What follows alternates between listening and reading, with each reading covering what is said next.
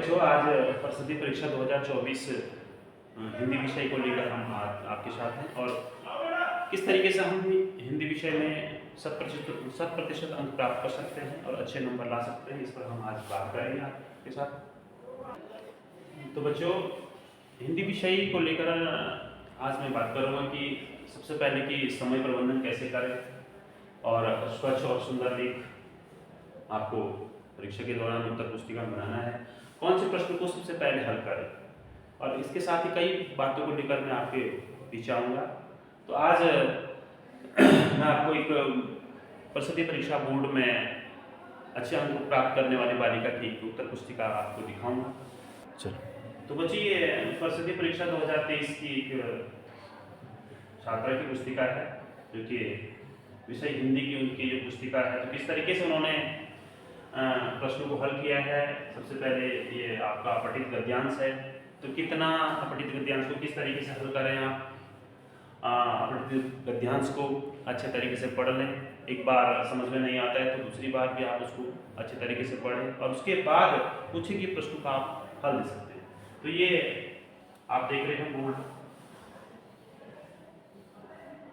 की उत्तर पुस्तिका है, किस तरीके से बालिका ने अच्छे नंबर प्राप्त किए। ये पत्रकारिता से आपके सामने प्रश्न पूछे जाते हैं, 5 प्रश्न पूछे जाते हैं जो पत्रकारिता एवं संचार के साधनों से पूछे जाते हैं। तो इस तरीके से आपको एक नंबर के ये प्रश्न है। प्रश्न नंबर 4, जो कि आपका 5 नंबर का जो प्रश्न है, आलेख, लेख या फीचर पूछा जाता है कि आलेख किस तरीके से लिखें। तो ये देखिए, समाचार पत्र लोकतंत्र का प्रहरी है, इस विषय पर आप 150 शब्दों का एक आलेख लिखिए। तो आप इस तरीके से आलेख को लिख सकते हैं कि किस तरीके से आलेख की शुरुआत करनी है। तो ये देखिए, 150 शब्दों में ये आपका आलेख लिखा हुआ है। साथ ही लेख का विशेष ध्यान और कौन से प्रश्न को पहले हल करें। जैसे जो बड़े प्रश्न आपके बीच आते हैं, जैसे निबंध है, तो निबंध में आपको काफ़ी टाइम की जरूरत होती है, इसलिए आप निबंध वाले जो प्रश्न हैं उसको सबसे लास्ट में आप हल कर सकते हैं। और दूसरी बात, समय प्रबंधन का बहुत जरूरी है, क्योंकि आपको 3 घंटे में अपने सारे प्रश्नों को भी हल करना है, तो इसलिए समय प्रबंधन का बहुत ध्यान रखना जरूरी है। उसके बाद दूसरी बात, कि काव्य खंड वाले जो प्रश्न है, प्रश्न नंबर 5 काव्यांश पर आधारित आपके पास प्रश्न पूछा जाता है। उसमें एक काव्यखंड आपको पूछा जाता है और उस पर 3 प्रश्न आपके पास आते हैं, 2-2 और 1 नंबर। 5 नंबर के इस तरीके से प्रश्नों का अंक विभाजन होता है। तो आपको इस तरीके से काव्यखंड में आपके पास प्रश्न पूछे जाते हैं कि हाँ भाई, काव्यांश के कवि और कविता का नाम बताइए, काव्यांश की व्याख्या कीजिए।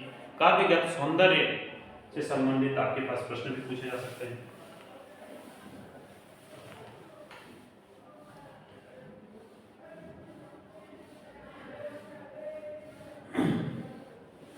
तो दूसरी बात मैं बात करूंगा संस्कृत प्रबोधिनी, जो आपकी पूरक पुस्तिका है। यहाँ से भी आपके पास 18 नंबर के प्रश्न पूछे जाते हैं। इसमें जैसे आपके पास एक गद्यखंड पूछा जाता है कोई भी पाठ का, तो उसमें आपको प्रश्न उत्तर हल करने पड़ते हैं। दूसरी बात, उसमें आपके पास एक श्लोक आता है, श्लोक पर आधारित भी आपसे प्रश्न पूछे जाते हैं। और अंतिम जो प्रश्न, जो पिछली बार की जो परीक्षाएं, जो प्रश्न पत्र आते थे, उसमें थोड़ा परिवर्तन हुआ है। आपके पास व्याकरणिक का जो पोर्शन है, और जो पहले आता था व्याकरण के प्रश्न और श्लोक, दोनों में से आपको किसी एक को हल करना पड़ता था। लेकिन इस बार जो पैटर्न में जो आपका बदलाव हुआ है, उसमें आपका जो 16वां जो प्रश्न है वह आपका श्लोक है, और अपनी पाठ्य पुस्तक संस्कृत प्रबोधिनी में से एक श्लोक को लिखना है आपको, जो आपके प्रश्न पत्र में न पूछा गया।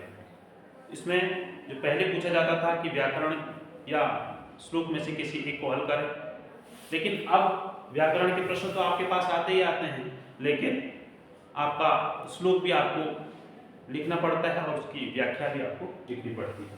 तो इस तरीके से मैं आपको दिखा रहा हूँ ये बोर्ड की, इस तरीके से इस बच्चे ने बहुत सुंदर तरीके से अपना लेख बनाया हुआ है और अच्छे तरीके से प्रश्नों को उत्तर दिया है।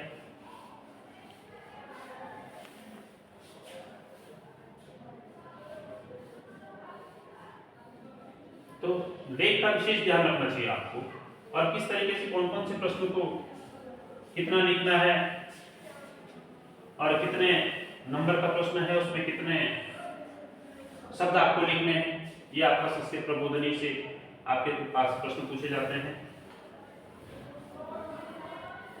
तो इस तरीके से ये 16वां जो प्रश्न है श्लोक लिखा हुआ है, और अंतिम जो प्रश्न है वो निबंध किया हुआ है, क्योंकि आपके पास अगर आप निबंध को पहले करते हैं तो फिर आपके पास काफी कम समय बच जाता है, इसलिए आप निबंध वाले जो प्रश्न को है वो सबसे अंत में कीजिए। धन्यवाद।